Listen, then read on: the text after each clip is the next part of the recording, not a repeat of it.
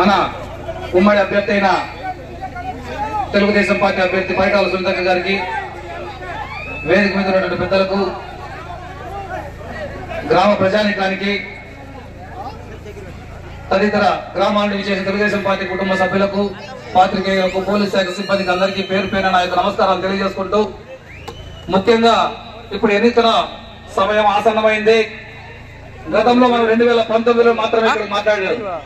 ఆ తర్వాత మనకి ఎప్పుడు ఇక్కడ మాట్లాడడానికి అవకాశం లేదు. లైట్లు ఆఫ్ చేస్తే మనకి అభ్యంతరం లేదు. ఓకే, ఏం అభ్యంతరం లేదు. ఓకే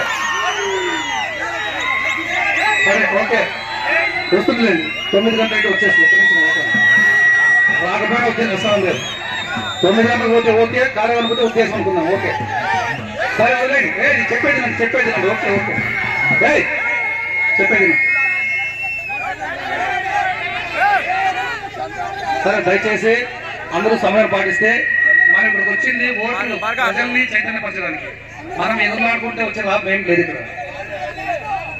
ఇక్కడ ఈ ప్రభుత్వం వచ్చిన తర్వాత 2019లో మన నియోజకవర్గానికి ప్రకాష్ రెడ్డి గారిని 25,000 మెజార్టీతో గెలిపించారు.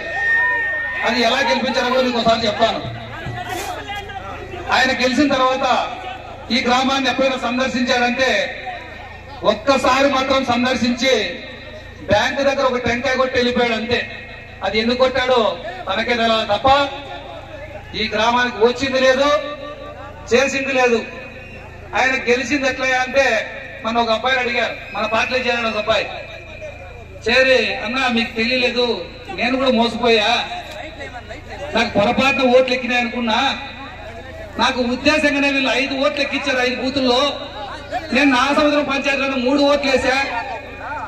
అబ్బాయి చెప్పడం జరిగింది. చూస్తే నాకు తెలుసు అబ్బాయికి 3 ఓట్లు గమనించా, కానీ బై ప్రింట్ మిస్టేక్ అనుకున్నాం అంతే తప్ప వీళ్ళు ఉద్దేశంగా ఓట్లు ఎక్కించారని మనం గమనించలేకపోయాం. ఈ రోజు ప్రకాష్ రెడ్డి ఎక్కడున్నాడు, పోతే ఆయన నిద్ర వస్తుందో లేదో, 14,000 దొంగ ఓట్లు పోయిన ప్రకాష్ రెడ్డి చూస్తూ ఒకసారి నువ్వు ఓటర్ ఇస్తూ, నువ్వు 12,000 డబల్ ఓట్లు ఎంట్రీ చేసావు చూస్తూ ప్రకాష్ రెడ్డి ఒకసారి నువ్వు, నీ డబల్ ఓటు లేదు, నీ దొంగ ఓటు లేదు, ప్రజల్లో మార్పు వచ్చింది, ప్రజలను మోసం చేశావు, అందరూ ప్రజలు తెలుసుకున్నారనే విషయాన్ని ఒకసారి గమనించాలని ఈ సైకో రెడ్డి కూడా ఒకసారి చెప్తున్నా.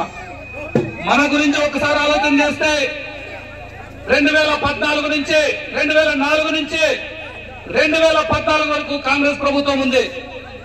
తర్వాత 2014 నుంచి 2019 వరకు మనం ఉన్నాం.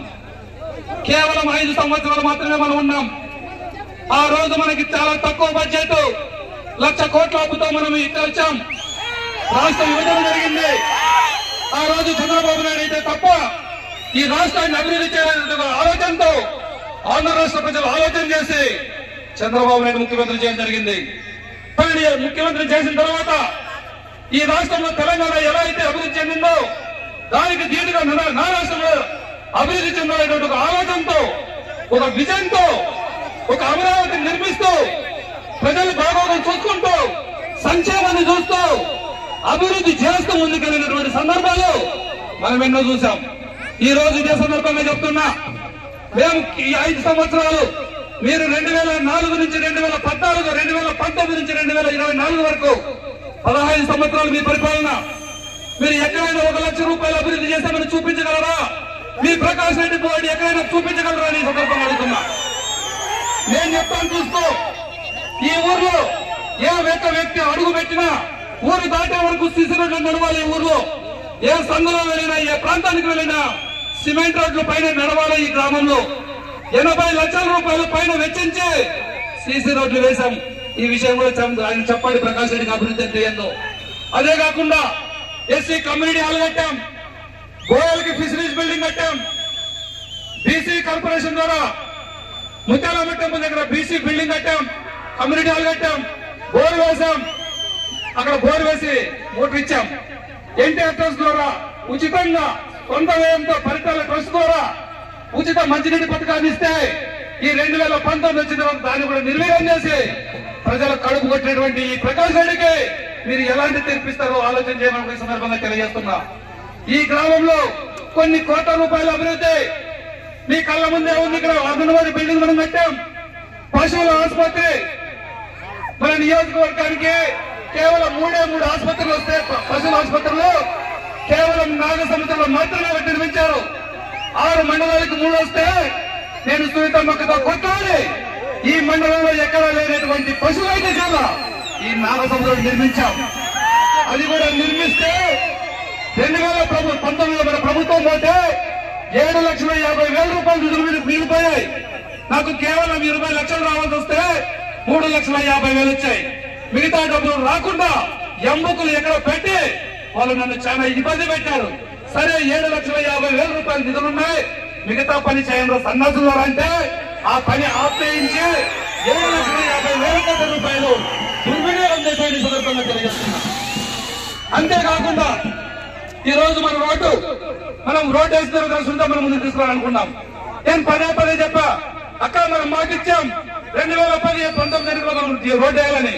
నాకు అక్క ఆర్డర్ కాపీ తీసుకొచ్చి శాంక్షన్ అయింది, అగ్రిమెంట్ అయింది, నీ రోడ్డు నడుస్తుంది, నీ రోడ్డు వేస్తాను, నీ రోడ్డు వేస్తూ నీ రోడ్డు చూస్తా అని చెప్పింది.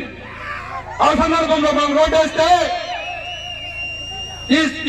మన ప్రభుత్వం పోయి ఈ ప్రభుత్వం వచ్చిన తర్వాత కల్వర్ట్లకు మనం రేకులు కడితే లాస్ట్ రేకులు కూడా లాగేశారు, మేము వేస్తామని. వేసారా రోడ్డు వీళ్ళు వేయలేరు, మనల్ని ఏమీ. కాబట్టి ఇది ఎక్కడ తప్పు జరిగిన విషయం మీరు అందరూ గమనించాలా. కాబట్టి మనమందరూ అభివృద్ధి ఎలా జరిగిందో చెప్తున్నా. నీరు చెట్టు ద్వారా అభివృద్ధి చేశాం. ఈ ఊరికి ఎక్కడ ఏ పోల్ ఉన్నా ఆ పోలుకు తెలుగుదేశం ప్రభుత్వాన్ని మీరు ఆలోచన చేయాలి.